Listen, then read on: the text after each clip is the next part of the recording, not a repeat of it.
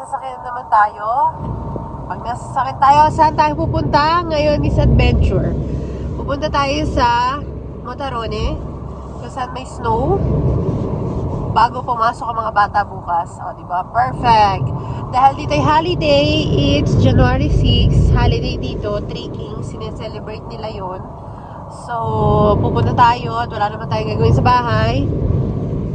Kaysa maglinis tayo ng Christmas tree, umalis na lang tayo. So, kumpleto naman ng mga bagets. Naka full gear na yung mga yan, head to toe. Kasi siguradong sila yung mag-enjoy dahil lang mga yellow-yellow. So, salamat nga pala sa aking sponsor ng aking damit, ng aking anak na yan, na si Gracia. Kasi kasize niya si Amelie. Gano'n siya kaliit. Kaya maraming salamat naman, Iha. So, pupunta tayo dun ngayon. And, siguro mga ano na lang kami. Matagal pa pala, 40 minutes pa.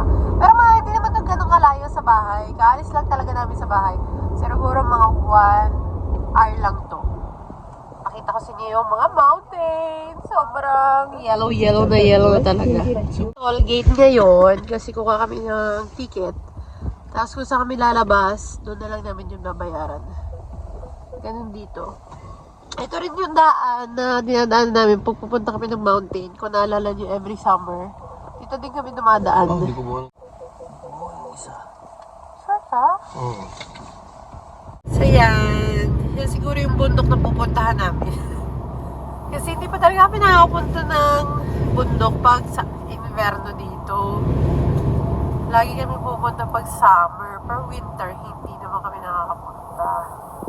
So siguro yan yung bundok na pupuntahan natin. Ay, wala. Yun. Nga pala nagpagupit ako. Kita nyo ba? Nakapagpagupit ako. 31 ko pa yung nagpagupit. Yung napanood yung vlog noong Kapudano, noong New Year, hindi nyo makikita kasi nakaipit ako noon. Kasi mas maganda doon sa naman ko nakaipit. Kaya hindi ako napansin na nagpagupit. Pero nagpagupit talaga ako. 31 ng December. Naisingit ko talaga yung pagpapagupit ko kahit marami akong ginagawa sa buhay ng mga panahon na yun. So, mamaya maglalagay tayo ng cream para sa sun. Kasi pag nasa mountain, mas malakas yung radiation ng sun. So, mas madali siya makaitim. Kaya mamaya maglalagay tayo. Yan lang. 11:40, we're here. Grabe pala dito. May toll gate na. 6:10. Tapos pagdating dito sa mismo, pagpasok mo ng Motorone, wait, meron pa rin toll. 10 euro. Tapos hindi siya bibigay ng sukli. Ayaw din niya ng card. So, cash lang. Wala kang 10 euro, 20 euro. Goodbye, 20 euro. So, bababa na kami.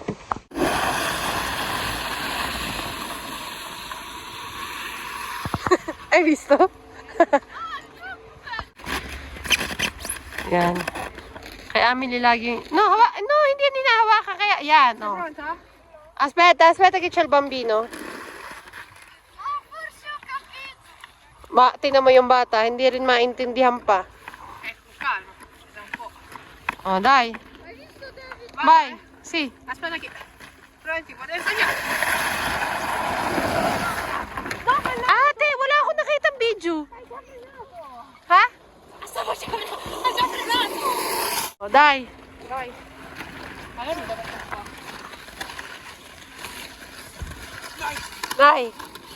Opo. Oh, kuha yung tali.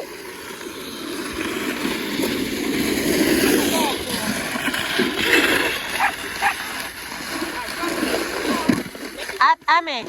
Dai, su. Partenza, via, vai. Okay. Non usare le mani. Oh, bebe. Cute. Alauna na. And makain kami ng boiled egg. Kasi may dala kaming baon. Dito kami sa may parang area.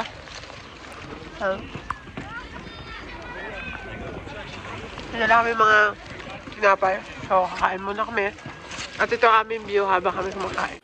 Ayan, ito ang aming view. Umiinom sila ng tsokolata kalda. Pagkatapos kami kumain ng tinapay. Iinom ng tubig, Amelie. Uminom din kami ng kape. Dito lang sa likod ko, merong bar. Kaso, anong gulping mahal? 12 na agad.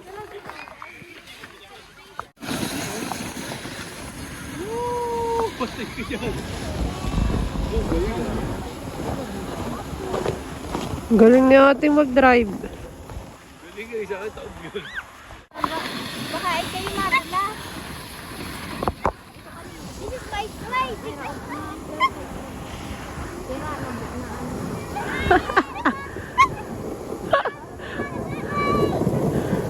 Oo, ngayon. Hirap niyo umakyat. Ni? Ame?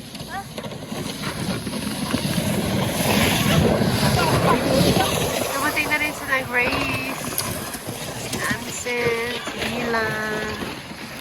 Oh, si Amelie naman.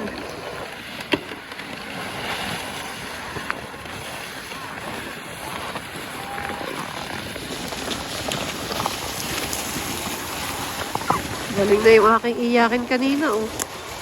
Iyakin lang yung kanina. Akalain nyo, marunong na agad.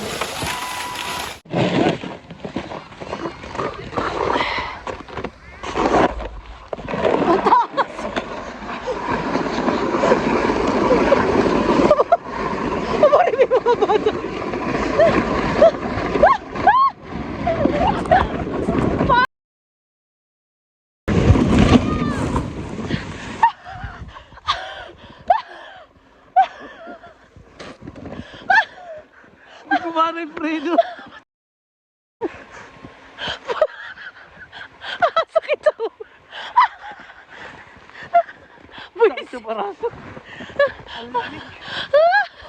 May kaibigan kang TikToker, oh. Oh. Diba? 16:39. Nakapagsauli na kami ng nirenta namin yung Bob kanina. Malamig na lang. Sobrang lamig. Sobrang. We are eating. 6, almost 7. Pauwi na ang mga naglagalag. O, diba? Alas 7 na rin kami nakauwi. At kung makikita nyo, sarado na sila. As in, wala na. Kami na lang ang tira. Matibay ang matibay. Yes naman. Alam nyo ba, yung dinaanan ni Ansen, wala silang bahay doon, 10 euro kanina. Nabiktima kami ng 10 euro. Ngayon di namin dadaan doon. Dahil 10 euro na naman pala pabalik. Kaloka yung 10 euro. Hi guys! Time check. It's 8:30. And we're home. Kasalukuyang naliligo na si Amelie. Dahil lang kararating lang namin. Tapos bukas back to work, back to school. Tapos na ang 2 weeks ba? Na bakasyon pa mula nung 19. Bakasyon na sila. So ngayon, pasukan na bukas. Holiday na. Kala ko maaga tayo makaka-uwi today. Kala ko maayos ko yung mga Christmas light, Christmas tree. Ngayon, hindi ko na pala siya maayos. So, baka bukas na lang. Makakarating ko na maaga sa galing ng Philippine Consulate sa Milan bukas. Kasi magre-renew tayo ng passport ni Amelie. Hindi pa siya expired. Expired na is May pa. Pero kailangan na natin asikasuhin.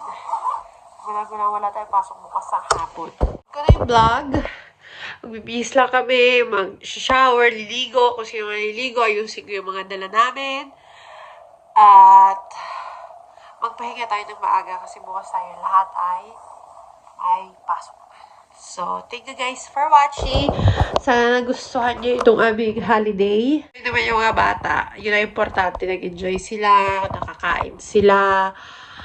Pati kami nag-enjoy. Hindi naman siya magastos kasi yun lang ang pagkakamali namin yung toll gate na 10 euro. Na meron naman palang ibang daan para hindi ka magbayad ng 10 euro. Yung 610 lang ang babayaran mo. So, may iba naman palang daan. Kaya, nung pabalik, sa iba kami dumaan. Kaya, sabi namin, mauulit at maulit to kasi kung tutuusin, 1 hour and, sabi natin 1 hour and 30 minutes lang siya. So, malapit siya.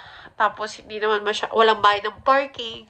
Hindi doon, marami silang mga restaurant doon. May mga baita, may mga lukanda, may mga bar, may restaurant. Pero kung magtitingin ka ng mga menu-menu nila, mura din. So, hindi naman siya magastos unless hindi ka mag-lunch and dinner. So, lunch, magdala ka ng pack lunch or doon ka mag-lunch tapos before dinner, umuwi ka na para sa bahay ka mag-dinner.